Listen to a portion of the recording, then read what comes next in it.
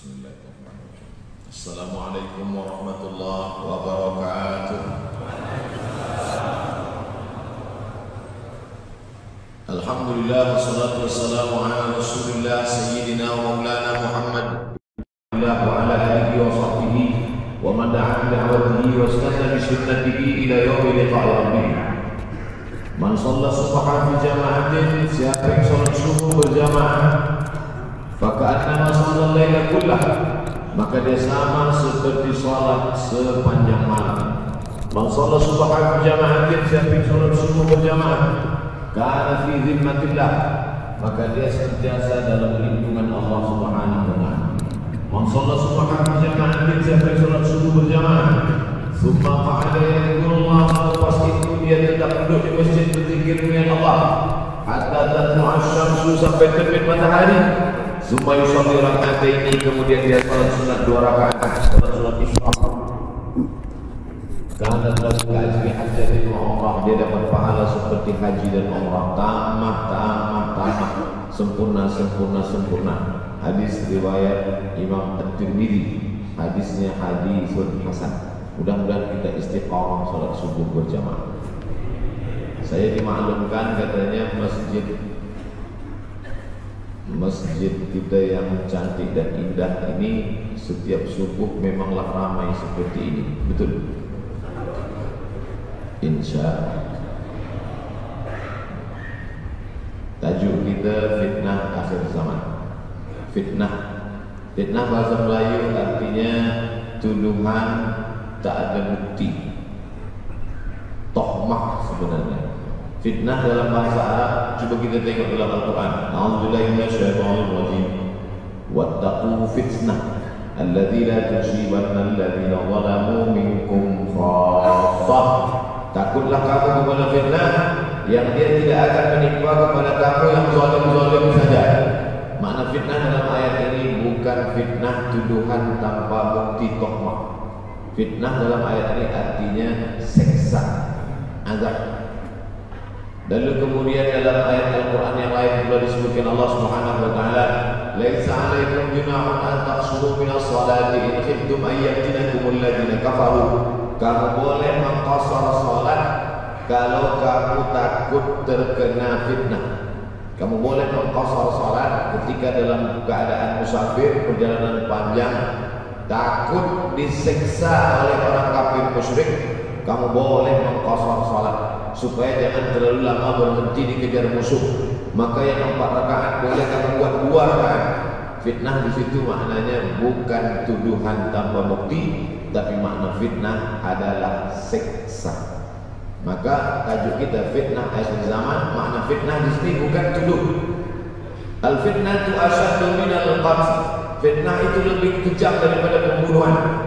Bukan fitnah menuduh tanpa bukti, tapi maknanya adalah siksa. Orang yang terkena siksa itu lebih menyakitkan daripada dibunuh. Sebab bila dia dibunuh, sekali pancung mati, selesai. Tapi bila dia tersiksa, maka amat sangat menyakitkan. Itulah maka kata ayat Al-Quran, al-fitnatu asyaddu minal qatl. Fitnah lebih kejam daripada pembunuhan, siksa lebih menyakitkan daripada dibunuh. Kalau disuruh pilih siksa atau dibunuh? Dua-dua tanah. Pilih bunuhlah aku. Bila ada orang disiksa, dipotong tangannya, dipotong kakinya, dipotong telinganya, dipotong hidungnya, disuruh pilih nak mana, atau potong kepala sekali. Baiklah potong kepala sekali, sebab dia tak merasakan siksa. Supaya kita faham tentang tajuk kita ini. Tajuk kita adalah fitnah akhir zaman. Jadi makna fitnah di sini bukan tuduhan tanpa bukti, tapi makna fitnah adalah seksa. Akhir zaman. Kalau ada akhir itu ada awal. Ada setengah kelompok mengatakan dunia ini tiada berawal, tiada berakhir. Kata dia dunia ini qadim, sama seperti Allah Subhanahu wa taala. Kalau dunia ini qadim, tentu ada 2 yang qadim, ada 2 yang kekal abadi. Maka orang yang mengatakan alam ini kekal, syirik maknanya mengatakan ada 2 yang qadim. Allah tiada berawal, tiada berakhir. Dunia tiada berawal, tiada berakhir, maka dia syirik. Orang yang syirik maka tidak diterima amalnya. La in asyrakta kalau kau syirik la yahbatanna amaluka. Kalau kau syirik maka seluruh amalmu akan gugur, tak bernilai di hadapan Allah Subhanahu wa taala. Al-yawma uhilla lakum at-thayyibat. Mendapatkan sembelihan orang Islam, maka dia cari sembelihan orang Yahudi, ada tulisannya di situ kausar. Kausar macam label halal, tapi bukan punya orang Islam, punya orang Yahudi. Maka dia ambil daging yang ada tulisan kausar ini, dia potong kecil-kecil, dia masak, dia makan. Kami tanya, Syekh, kenapa makan sembelihan orang Yahudi? Sebab dalam Al-Quran dikatakan al-yawma uhilla lakum at-thayyibat, hari ini dihalalkan bagi kamu yang baik-baik, wa ta'amul ladzina utul kitaba halal lakum, sembelihan orang Yahudi dan Nasrani halal bagi kamu menurut mazhab Hanafi, Maliki, Syafi'i. Hanafi, Maliki, Syafi'i. Mazhab Syafi'i, Hanafi, Maliki, Hanbali. Hanafi, Maliki, Hanbali. Sedangkan mazhab Syafi'i tidak. Sebab kata mazhab Syafi'i, mereka kafir. Mereka kafir. Orang kafir tak boleh dimakan sembelihannya. Laqad kafara alladziina qalu innallaha wal masih ibnu Maryam. Siapa yang mengatakan Al-Masih anak Maryam itu adalah Tuhan, maka dia kafir. Laqad kafara alladziina qalu innallaha thalithu thalatha. Kafirlah orang yang mengatakan Allah itu tiga dalam satu dalam tiga. Itu dari mazhab Syafi'i mengatakan, kecuali yang datuk nenek dulu yang memang memegang mazhab itu, setelah datang Nabi Muhammad SAW mereka bersyahadat. Tapi mengapa menurut mazhab Hanafi, Maliki dan kembali sembelihan mereka boleh dimakan? Kerana ada tiga persamaan kita dengan Yahudi dan Nasrani. Pertama, sama-sama percaya kepada Allah, walaupun Allah dia berbeza, tapi sama-sama percaya bahwa ada Tuhan, ada Allah. Yang kedua, percaya Allah mengirim Nabi. Yahudi percaya kepada Nabi Musa, Nasrani percaya kepada Nabi Isa. Maknanya Allah mengirim Nabi.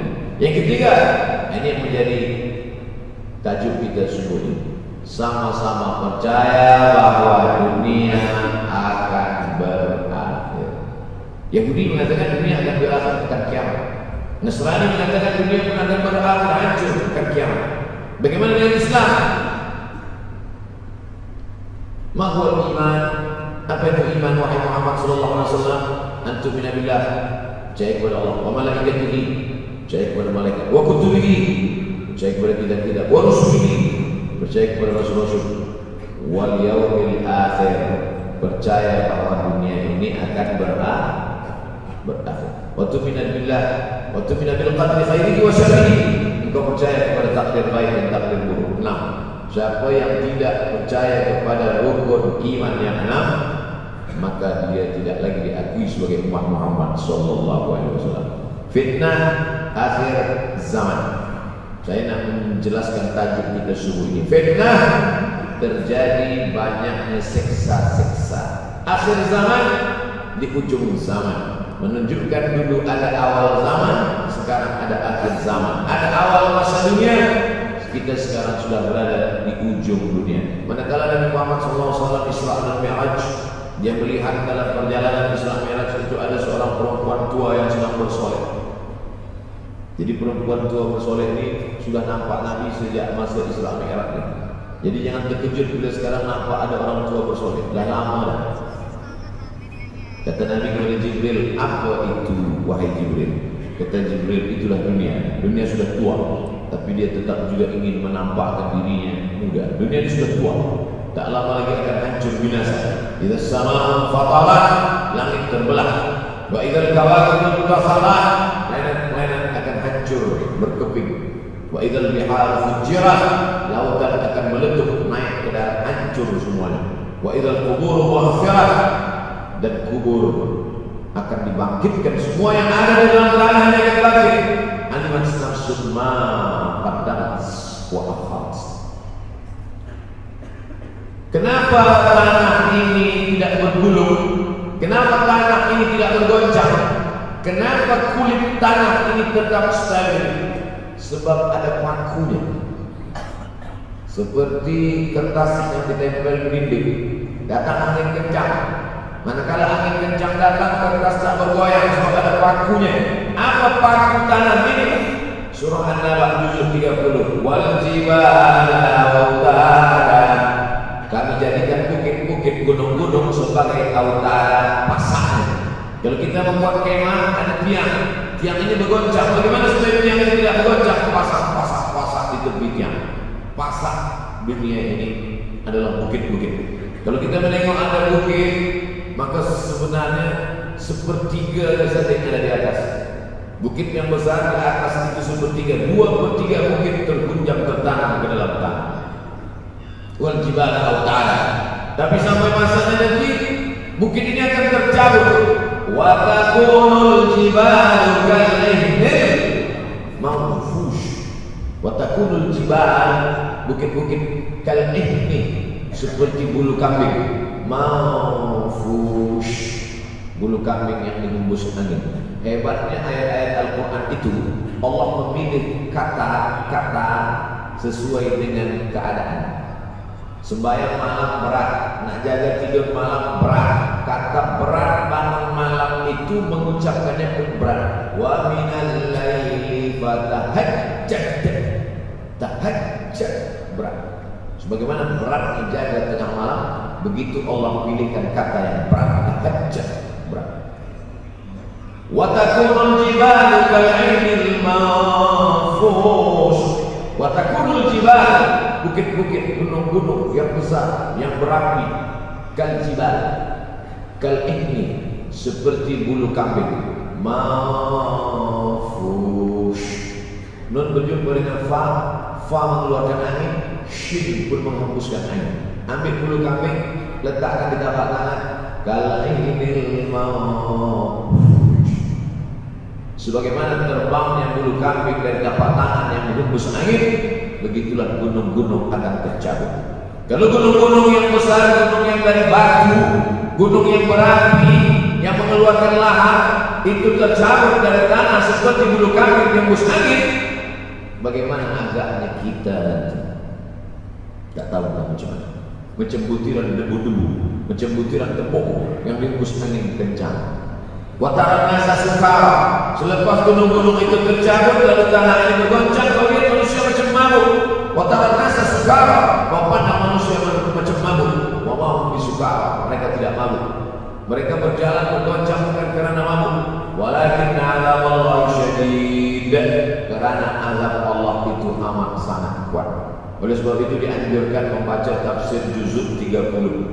Syekh Muhammad Abdul, tafsir Al-Munir, tafsir Al-Manar yang ditulis oleh muridnya.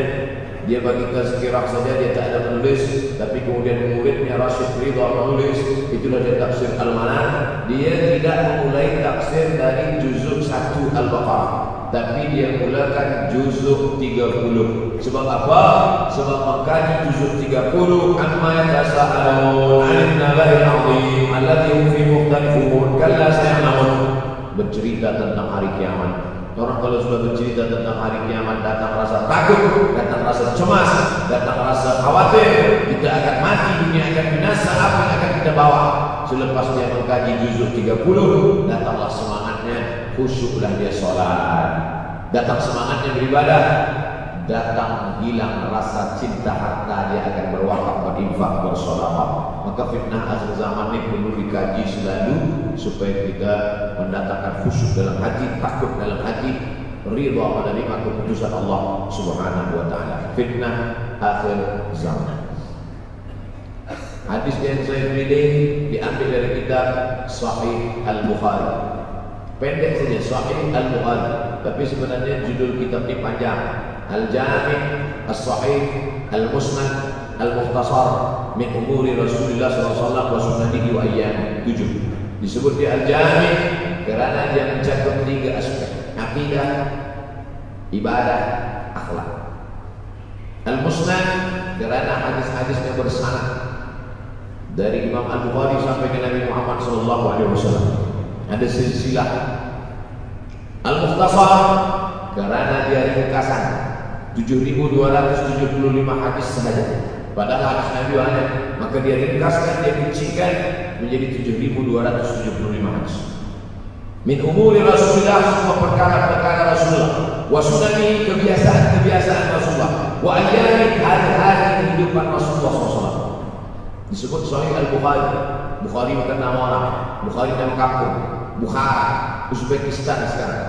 Nama dia Muhammad bin Ismail bin Ibrahim bin Al-Mughirah bin Bardizbah Al-Bukhari. Bardizbah dan dia jadi imam mu'allaq masuk Islam, Majusi, penyembah api dari Persia, Iran sekarang. Muhammad bin Ismail bin Ibrahim bin Al-Mughirah bin Bardizbah, 16 tahun berkeliling, 16 tahun berkeliling Makkah, Madinah, Syam, Suriah, Mesir, balik, barulah kemudian dia menyampaikan hadis-hadis Rasulullah SAW. 16 tahun belajar hadis, baru dia mengajar hadis. Kita sekarang 16 kali masuk, itu pun ada 2-3 kali tak datang sebab jam. Selepas itu nak mencuba mengajar hadis dan berkata, kalau Bukhari mengajar hadis, aku pun boleh mengajar hadis. Bukhari makan, aku makan. Bukhari minum, aku minum. Bukhari manusia, aku manusia. Bukhari mengajar hadis, aku mengajar hadis. Betul. Tapi Bukhari mengajar hadis dari kepalanya, kita mengajar hadis dari laptop. Mati laptop, hilang hadis. Oleh sebab itu maka Imam Al-Bukhari, Masya Allah, tabarakallah, berapa hafazan hadis Imam Al-Bukhari? 600,000 hadis, 600,000 hadis. Lalu kemudian dari 700,000 hadis dia buang hadis-hadis dhaif, dia buang hadis-hadis maudhu', akhirnya 300,000 hadis. Dari 300,000 itu dia kecilkan lagi menjadi 7.275 hadis. Itulah yang dikaji oleh umat Islam dari mulai Maghribi hinggalah ke Semenanjung Melayu. Mudah-mudahan anak cucu kita ada yang menghafaz dan mengajarkan hadis-hadis Sahih Al-Bukhari, insyaAllah. Diambil dari kita, diambil dari bab zuhurul fitan. Zuhur muncul, tampak, datang. Fitan jamak dari kata fitnah. Fitnah 1, 2 fitnatan, 3 fitan. Diriwayatkan dari as-sahabi al-jalil, sahabat yang mulia bernama Abdurrahman, ayahnya Sakhar, kampungnya Dus. Nama lengkapnya Abdurrahman bin Sakhar ad-Dus. Kerana selalu membawa kucing dipanggil Abu Hurairah. Nabi memanggil dia, ya Abahir, wahai bapak kucing. Ya Abahir, wahai kau orang yang selalu membawa kucing. Hatinya lembut, tak sampai hati dia menengok ada kucing, tak makan dia bagi makan. Abu Hurairah radhiyallahu anhu. Apa kata Abu Hurairah radhiyallahu anhu? Aku baru mendengar Nabi sallallahu alaihi wasallam bersabda, di antara tanda-tanda dekatnya hari kiamat itu adalah, dalam hadisnya ada 5. Yang pertama, yataqarabus zaman. Zaman, masa, waktu makin pendek, makin singkat, makin tak terasa. Dulu nampak budak-budak, sekarang dah jadi mak budak-budak. Dulu nampaknya lama zaman masa, sekarang cepat saja. Dari pagi ke petang, petang ke pagi, pagi ke petang, petang ke pagi. Bahkan sekarang ada pula orang yang tak tahu petang, tak tahu pagi. Pagi tidur, petang tidur. Tak terasa saya ini sudah 8 kali datang ke Kuala Lumpur. Awal-awal sekali 2014, 2015, 16, 17, 18, 19, 20. Sudah kali yang ke-7. Saya datang setahun sekali saja, setiap bulan Februari. Bulan Februari datang, rupanya dah yang ke-7 kali. Bulan Februari ini saya bagi tahu supaya kita semua faham. Saya datang bulan Februari, supaya tak datang balik, datang balik, datang balik, datang balik. Sekali datang dari tarikh 2 hingga 9, pusing, pusing, pusing, pusing, balik. Rupanya sudah kali ke-7 ke 8 kali datang menyampaikan tazkirah. Tak terasa. Dulu saya datang kemari belajar di UKM tahun 2003. Sekarang sudah 2020, 17 tahun. Tak terasa. Dia tak faham zaman. Tanda-tanda kiamat, fitnah akhir zaman sudah dekat adalah dia tak faham zaman. Kata Nabi SAW. Waktu tak terasa. Tak terasa. Tak terasa dah kau dah datang. Tak terasa waktu begitu cepat kau sudah datang saja nak menagih hutang. Orang berhutang itu rupanya tak terasa juga orang datang. Yang memberi pinjaman pula terasa lama betul. Apakah beza antara 5 minit dulu dengan 5 minit sekarang? Sama. Apakah beda antara 24 hours 24 jam dulu dengan 24 jam zaman Nabi dengan 24 jam zaman sekarang? Sama. Tak ada beda. Mataharinya sama, bulannya sama, buminya sama, yang mengelilingi matahari sama. Apa yang membuat berbeda? Apa yang membuat zaman itu terlarang zaman? Ada hal-hal yang membuat kita sibuk. Dulu tak ada Google.com, dulu tak ada Facebook, dulu tak ada Twitter, dulu tak ada BBM, dulu tak ada Instagram. Sekarang waktu habis. Bila kita tanya orang mana yang lebih lama, 5 minit atau 50 minit, semuanya sepakat mengatakan 50 minit lama, 5 minit kejam. Saya tanya 2 kali, pelajar-pelajar, penonton-penonton, mana yang lebih lama, 5 minit atau 50 minit? Semuanya berkata 50 minit lebih lama daripada 5 minit. Lepas itu saya balik, mana yang lebih lama? 5 minit menunggu azan maghrib bulan puasa, 50 minit status FB, Instagram. Oh, lebih lama 5 minit menunggu azan maghrib. 5 minit menunggu azan maghrib bulan puasa macam-macam mati je. 50 menit hilang waktu tak terasa. Itu menunjukkan hadis Nabi itu. Semakin saya baca hadis Nabi, makin kuat keyakinan saya, makin kuat iman saya, makin hilang keraguan saya bahwa yang berbicara ini bukan manusia biasa, tapi dia dapat wahyu dari Allah. Wa ma yantiqu 'anil hawa in huwa illa wahyun yuha, melainkan wahyu dari Allah Subhanahu wa taala. Ya taqarrabus zaman, masa begitu cepat berlalu tak terasa. Sebulan seperti sepekan, sepekan seperti sehari, sehari seperti sesaat. Akhirnya kita pun kehilangan waktu habis. Saya rasa zaman memang zaman ini tak terasa cepat betul. Rasa-rasa kejap-kejap dah bulan Ramadan. Tak terasa baru saja Idul Fitri dah masuk bulan lagi. Masya Allah, begitu cepatnya masa berlalu. Maka jangan sampai kita. Semakin saya baca hadis ini, semakin kuat keyakinan saya bahwa Nabi Muhammad SAW mendapat wahyu dari Allah Subhanahu wa taala. Semakin kuat keyakinan dan keimanan. Kenapa? Seandainya Nabi berkata, zaman nanti di akhir zaman itu semakin cepat, semakin dekat, semakin berlalu tak terasa. Tapi kemudian zaman yang kita lalui tak sama seperti yang dikatakan Nabi. Mungkin datang juga keraguan dalam hati. Betul tak ya? Tapi ternyata 1441 tahun lampau, 1440 tahun yang lalu Nabi mengatakan, dan hari ini terbukti zaman begitu cepat berlalu. Masya Allah, tabarakallah. Hari inilah ditemukan internet, hari ini datang television, hari ini datang WhatsApp, hari ini datang yang melalaikan kita daripada Allah Subhanahu wa taala. Sehingga waktu datang sembang-sembang, cerita-cerita, tengok ini, update ini, tulis ini, tengok ini, pandang ini, habis waktu berlalu. Padahal waktu ini yang akan ditanya oleh Allah Subhanahu wa taala. 6 kali Allah bersumpah demi waktu. Terus fajar, wal fajri wa layalin nas, masuk waktu subuh, was subhi idza tanafas, masuk waktu duha, wad duha wal laili idza saja, masuk waktu siang, wan nahari idza tajalla, masuk waktu asar, wal asri innal insana lafi khusr, masuk waktu malam. 2 kali Allah bersumpah demi waktu malam, wal laili idza saja, wal laili idza yaghsha. Kenapa hadis ini yang Ustaz bahas? Kami nak mendengar hadis tentang Dajjal dah lahir atau belum? Dajjal dah hadir. Mana bukti Dajjal dah hadir? Kurma bisan tidak lagi berbuah. Bila kurma bisan tidak berbuah, Dajjal dah nak datang. Kurma bisan sekarang sudah berkurang, tak berbuah. Lalu kemudian apa lagi? Ain Zuhar, mata air dari Ain Zuhar sudah kering. Sudah kering. Oleh sebab itu, tapi manakala dulu datang Habib Umar bin Hafiz, saya hadir majlis itu, adalah seorang bertanya, Habib, ya, Imam Mahdi dah lahir atau belum? Dia tengok, Habib menjawab, sepertinya dia macam tak suka pertanyaan. Kata dia, kita tak perlu mencari-cari dia dah lahir atau belum, kampung dia di mana, dia lahir di hospital mana, dia.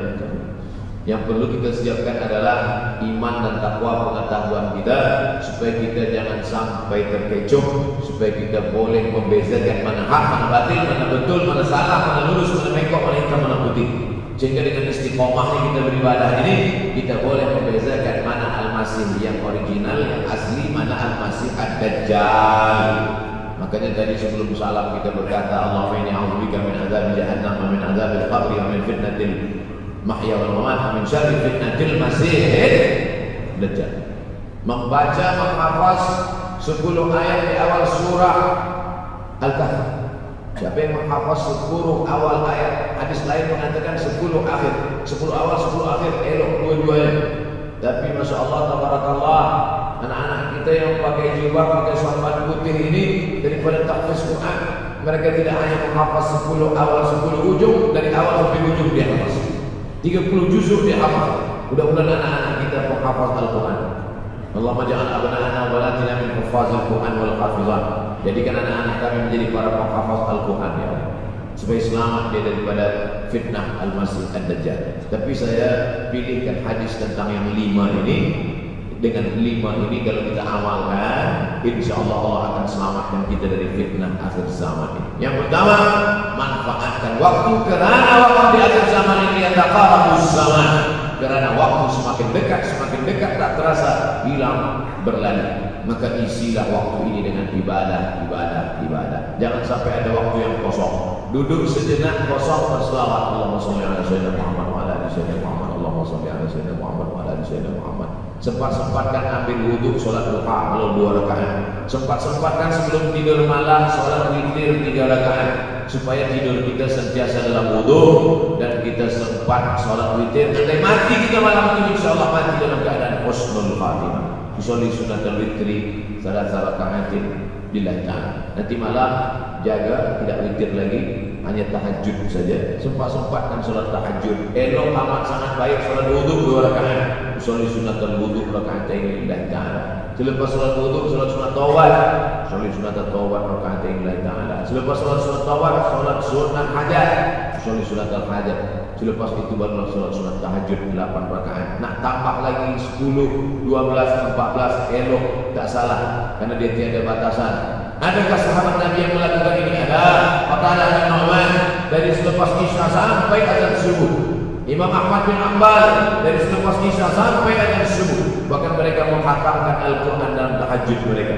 Maka bahkan ada imam yang disebut dengan as-sajjad, kerana banyak sujud kepada Allah Subhanahu wa ta'ala. Kerana akhir zaman ini godaan begitu besar. Dulu orang tengah malam tahajud, jam 2 malam, jam 3 malam dia bangun. Kerana dia membaca hadis sab'atun yudhilluhumullah, ada 7 golongan yang mendapatkan naungan Allah. Yauma la dhilla illa dhilluh. Hari ini tak ada naungan kecuali naungan Allah. Rajulun, ada seseorang zakarallah, dia berzikir dengan Allah khalian di tengah malam, tak ada manusia. Fafadat ainahu, menetes air mata. Maka yang pertama ini, jangan sampai kita kehilangan waktu. Kerana waktu, al-waktu kasayf, waktu ini seperti pedang. Illam taqta'aka, kalau tidak kau patahkan dia. Kalau kau dapat pedang, patahkan. Sebab kalau tidak kau patahkan, dia akan memotong, kau mematahkan tulang-tulang engkau. Waktu ini kalau tidak kita manfaatkan, kita akan ditanya tentang waktu kemana saja waktu yang sudah kau pakai. Inna sam'a, pendengaran, wal basar, penglihatan, wal fuad, hati, kullu ulaika kana anhu mas'ula. Semua akan disoal, semua akan diminta, akan menjawab di hadapan Allah. Kemana waktu yang sudah aku bagi dulu engkau pakai? Yang pertama nanti ditanya, la tazulu qadama 'abdin yaumal qiyamah. Kaki anak Adam tidak akan bergeser, tidak akan beralih dari tempat tegaknya pada hari kiamat. Hatta yus'al, sampai dia disoal, sampai dia ditanya. La tus'aluna yauma idzin 'anil. Nah, banyak yang akan ditanya nanti. Tapi Nabi bagi tahu, di antara yang akan ditanya dari sekian banyak nikmat itu 4. Yang pertama, an umrihi fima afna. Umur kemana kau habiskan? Hari ini ada anak-anak muda belia umurnya 17 tahun. 17 tahun habis menghafaz Al-Quran. 17 tahun habis iktikaf dalam masjid. 17 tahun habis berzikir, berjubah, bersorban, mengabdikan ilmu, berkhidmat kepada ulama. 17 tahun habis. Tapi ada pula yang dibalik 71 tahun habis. Rumah office kopi, rumah office kopi, rumah office kopi, batu mati. Nah, apa yang dapat kita bawa menghadap Allah SWT? Yang pertama, yataqarrabuz zaman. Yang kedua adalah wa yanqusul ilmu semakin berkurang. Kalau sudah ilmu berkurang, apa yang bertambah? Jahil. Kalau ilmu bertambah, jahil berkurang. Kalau ilmu berkurang, jahil bertambah. Mana ada orang jahil cakapnya dengan orang? Saya dulu awal-awal membaca hadis ini, wa yanqusul ilmu berkurang, jahil bertambah. Rasanya tak mungkin, tak logik, tak masuk akal. Mana ada orang tak berilmu cakapnya dengan? Sekarang baru saya paham. Dulu orang tak berilmu ditinggalkan orang. Sekarang orang tak berilmu, asal dia pandai berbicara, dia akan didengar orang. Bahkan orang jahil pula punya channel. Apa namanya? Jahil.com. Orang jahil punya channel. Banyak pula follower dia daripada follower kita. Banyak pula viewer dia daripada viewer kita. Sebab apa? Sebab yang menyaksikan tiada berilmu, yang berbicara tiada ilmu. Oleh sebab itu maka kita galakkan menuntut ilmu di majlis-majlis ilmu. Untuk apa Abdul Somad sudah berumur 43 tahun masih pergi juga lagi ke Sudan belajar? Apa yang nak dicari? Tak lain tak bukan. Mudah-mudahan kita termasuk orang yang sampai akhir hidupnya mencari ilmu. InsyaAllah. Saya datang kemari bukan niat mengajarkan ilmu. Saya datang ke Malaysia tetap niatnya belajar mencari ilmu. Masalah tariqat, siapa yang melangkahkan kaki melalui suatu jalan yang kami sufi ilman, siapa yang melalui suatu jalan niatnya untuk mencari ilmu, sahallallahu lahu bihi tariqan ilal jannah, dimudahkan Allah jalannya menuju surga. Innallaha la yantazi'ul ilma intiza'an. Innallaha la yantazi'ul ilma intiza'an. Allah kalau mencabut ilmu, bukan mencabut pokok kayu dari tanah. La yantazi'ul ilma intiza'an. Allah tidak mencabut ilmu macam mencabut pokok kayu dari tanah hingga ke akar. Lalu bagaimana ilmu ini dicabut? Biqabdil ulama. Dengan matinya ulama, maka habislah ilmu. Meninggal Imam Syafi'i berpulang, meninggal Imam Nawawi berpulang, meninggal Imam Fulan berpulang. Maka yang ada adalah al-juhala. Yang lebih menakutkan lagi adalah al-juhala bi thawbil ulama. Orang jahil dengan pakaian ulama. Abdul Somad tidak mengatakan dirinya ulama. Saya selalunya membacakan ayat Quran, membacakan hadis Nabi, menyampaikan fatwa ulama. Tak pernah saya berceramah, bertausiah. Menurut saya, siapa kita? Syafi'i manusia, saya manusia. Syafi'i boleh berfatwa, saya juga boleh berfatwa. Imam Syafi'i berfatwa Al-Quran 30 juzuk dalam kepala. Kita juzuk 30 pun kadang-kadang hilang. Imam Syafi'i balik dari masjid ke rumah ditutup telinga. Datang orang bertanya, Syafi'i, ya, kenapa kau tutup telinga? Sebab bila aku dengar dari masjid ke rumah, semua yang aku dengar masuk itu semua aku ingat. Aku takut dia ingat di dalam, maka aku tutup. Kita yang saya sampaikan tadi pun tak ingat. Oh, Ustaz mengejek kami. Jangankan yang mendengarkan, yang bercakap pun tak ingat. Nasib baik tentang orang menyebut mengingatkan kita. Ini nama dia Sony. Manusia aja lupa. Oleh sebab itu maka yang kedua akhir zaman, wa yanqusul ilmu makin kurang. Maka bersyukur anak-anak yang dimasukkan ke rumah tahfiz. Kalau ada rumah tahfiz di kampung biasa, kalau ada rumah tahfiz di desa, dusun biasa, tapi ada tahfiz di tengah kota besar, Kuala Lumpur, masih ada lagi rumah tahfiz Quran. Siapa yang mewakafkan rumah tahfiz? Siapa yang memberikan beras? Siapa yang memberikan duit? Siapa yang memberikan belanja? Siapa yang mendirikan ustaz? Masya Allah, tabarakallah. Maka ini semua mudah-mudahan kita istiqamah semuanya insyaAllah. Supaya apa? Supaya lahirlah anak-anak kita yang alim, berilmu. Karena dia makin banyak orang jahil. Al-taw bi ghairi ilmin, memberikan tazkirah fatwa tanpa ilmu. Dhalla wa adalla, dhallu wa adallu, sesat, menyesatkan. Kalau setakat sesat saja, ini sudahlah sesat, menyesatkan. Na'udzubillah. Masuk yang ketiga. Yang ketiga adalah wa yanqusul ilmu, setelah habisnya ilmu ini semua dicabut oleh Allah Subhanahu wa taala.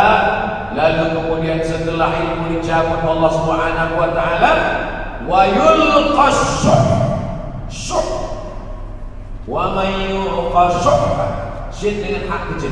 Wa may yuqas nafsihi fa ulaika humul muflihun. Siapa yang selamat daripada sifat syuh, itulah orang yang beruntung. Hayya 'alal falah. Mari kita menuju keberuntungan, kemenangan. Siapa orang yang menang? Selamat daripada sifat syuh. Ada orang menerjemahkan syuh ini pelit, bakhil. Bakhil ada yang lebih parah daripada syuh. Bakhil ini, bakhil tidak ingin memberikan uangnya untuk orang lain. Itu bakhil. Dia ada uang 10 ringgit, uang itu hanya dia makan saja, dia tak mau walaupun setengah sen kepada orang lain. Itu namanya bakhil. Kalau syuh ini, duit dia simpan, duit orang pula dia makan. Jadi lebih parah lagi. Oleh sebab itu, kalau sudah ilmu ini dicabut, orang menjadi jahil, maka datang penyakit syuh yang ketiga. Apa itu syuh? Hubbud dunya, hubbul mal, wa tuhibbul mala hubban jamma. Engkau sayang kepada harta amat sangat sayang. Dia pegang semuanya sampai tak meleleh, tak menetes walaupun satu tetes. Akhirnya mereka itulah pendusta-pendusta agama. Ara'aital ladzi yukadzibu bid-din. Tahukah kamu siapa yang mendustakan agama? Fadzalikal ladzi yad'ul yatim. Mereka itu yang membiarkan anak yatim. Wala yahuddu 'ala ta'amil miskin. Dia tidak mempedulikan makanan orang miskin. Sebab apa? Bukan sebab tak ada harta, sebab syuh. Kenapa syuh? Sebab tak ada ilmu. Tak ada ilmu tentang akhirat. Dia pegang, dia simpan, mati, habis. Yang dia bawa hanyalah 1, 2, 3 helai kain kafan saja. Itulah mengapa Sultan Turki, Sultan Muhammad Al-Fatih, Sultan Abdul Hamid, coba tengok gambar Sultan Muhammad Al-Fatih, Sultan Abdul Hamid Turki dulu. Sorbannya besar-besar. Saya dulu terkejut, lama saya tengok kenapa sorban orang Turki ini besar-besar. Lama-lama saya baca rupanya sorban orang Turki itu kain kafan. Tuan-tuan, balik dari sini beli kain kafan 2 meter. Jangan depan buat semuanya. Supaya ingat mati. Boleh kau menyiapkan kain kafan. Baca kitab Tanbihul Mughtarrin, peringatan bagi orang-orang yang tertipu. Di situ ditunjukkan banyak ulama, bahkan mereka menggali tanah di dalam rumahnya. Malam-malam dia tahajud, selepas tahajud dia duduk di dalam tanah itu supaya terasa bagaimana rasanya mati. Gali tanah 2 meter, masuk ke dalam. Tapi kalau nak buat itu kita saja dengan Allah. Yang pula banyak juga orang sekarang dah gali tanah masuk ke dalam, stripping pula. Hai guys, nak rasakan mata? Mana boleh terasa? Kita saja masuk ke dalam, rasakan macam mana rasa. Sebab kalau cakap saja, marilah kita ingat mati, takutlah kita pada mati. Kita tak tahu bagaimana rasa mati. Kalau nak merasakan bagaimana rasa mati, nanti kalau ada orang mati meninggal dunia masuk kita ke dalam, kita sambut jenazah, kita letakkan, kita duduk, rasakan. Ketika Fatimah meninggal, Fatimah mak Sayyidina Ali meninggal, Nabi masuk ke liang lahat. Masuk Nabi ke liang lahat. Nabi berdoa di dalam. Ketika Utsman bin Affan meninggal, Nabi masuk ke dalam. Nabi pegang jenazah Utsman bin Affan, meleleh air mata Nabi turun ke misai, turun ke janggutnya, turun menetes sampai ke bawah. Rasakan bagaimana rasanya di dalam. Dulu saya pernah berjumpa dengan seorang pemuda, telinga dia pakai anting suam. Lalu kemudian saya tengok banyak tato. Saya tanya, macam mana cerita awak bertaubat dulu? Mak saya meninggal secara bersama. Lepas tu saya tegak di tepi kubur. Macam mana yang menolak saya dari belakang, masuk saya ke dalam.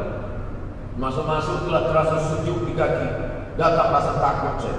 Makanya kalau ada orang yang sudah itu bagi tazkirah, bagi nasihat tak juga, nanti ada orang meninggal, bawa dia dekat, senggol ke sini.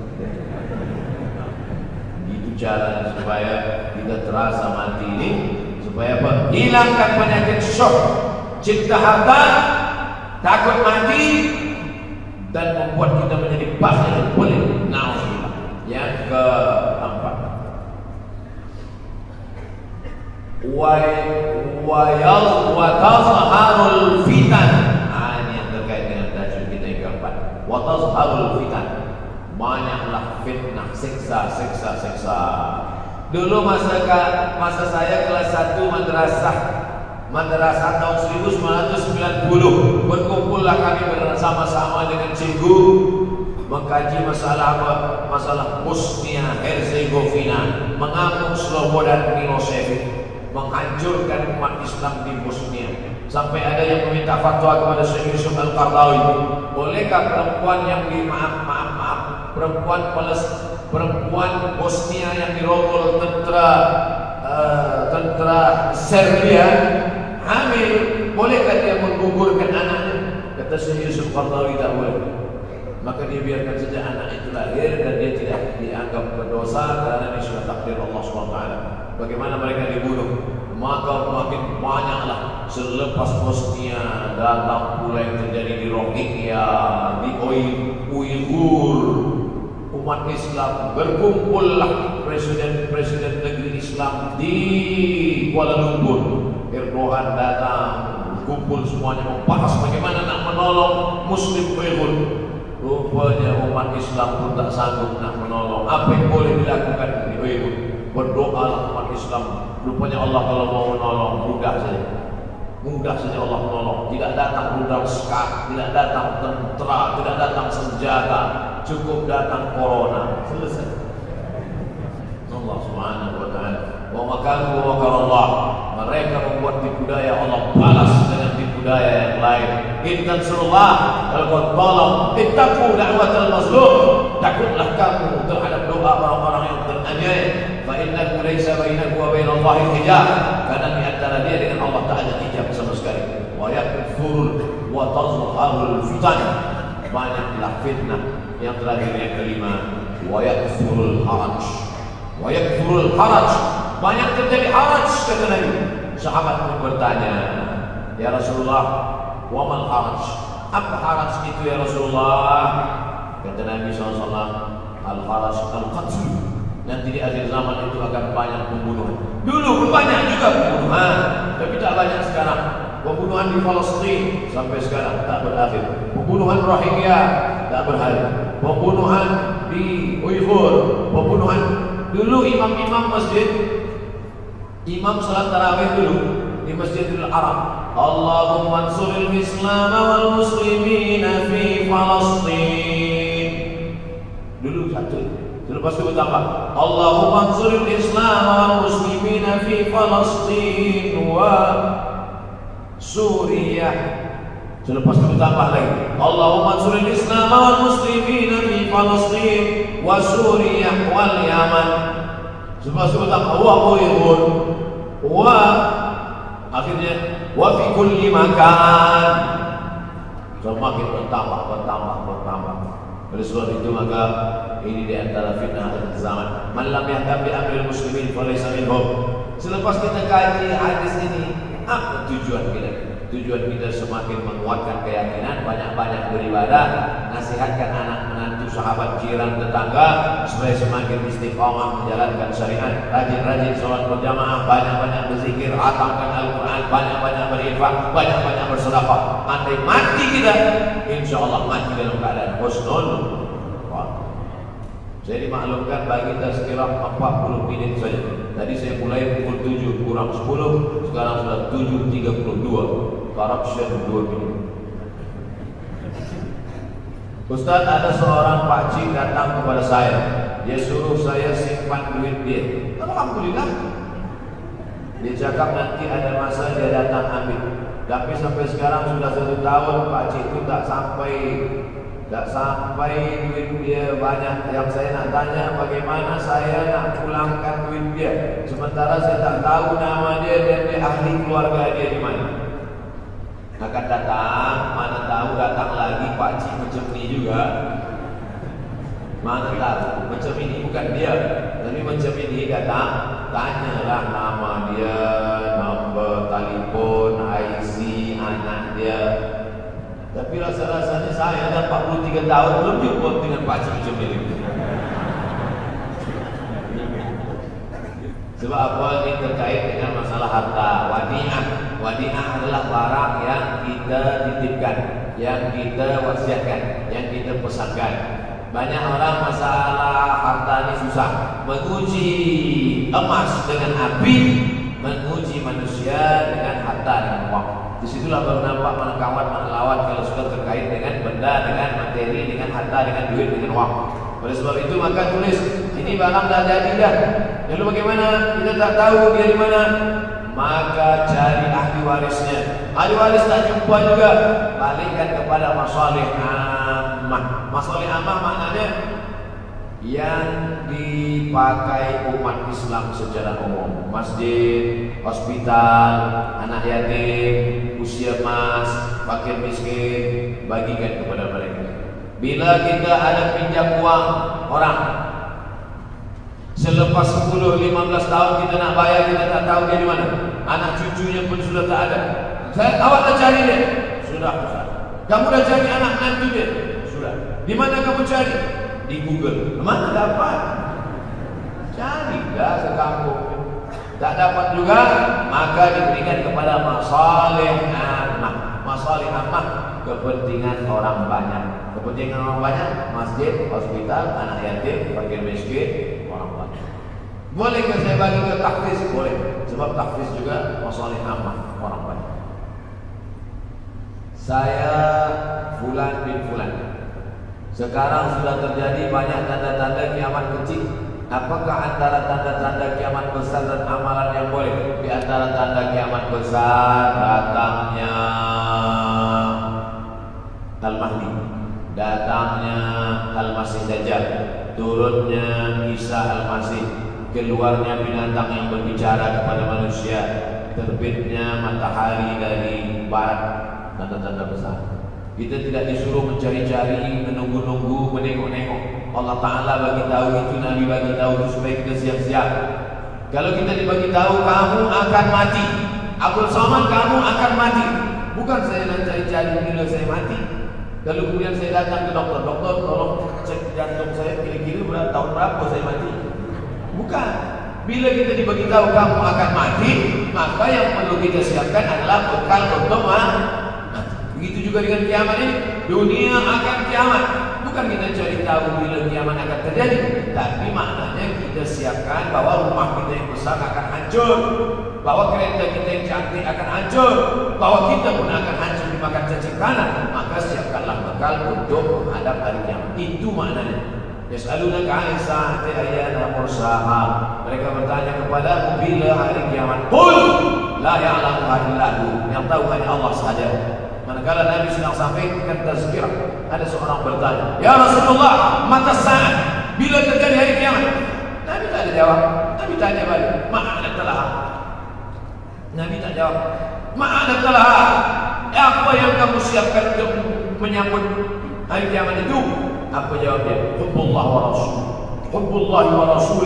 Aku cinta kepada Allah dan Rasulullah. Kata Nabi SAW, cintamu kepada Allah dan Rasulullah SAW sudah menyelamatkan. Maka yang perlu dari pertanyaan jamaah kepada Nabi itu menunjukkan apa yang sudah kita siapkan untuk menghadapi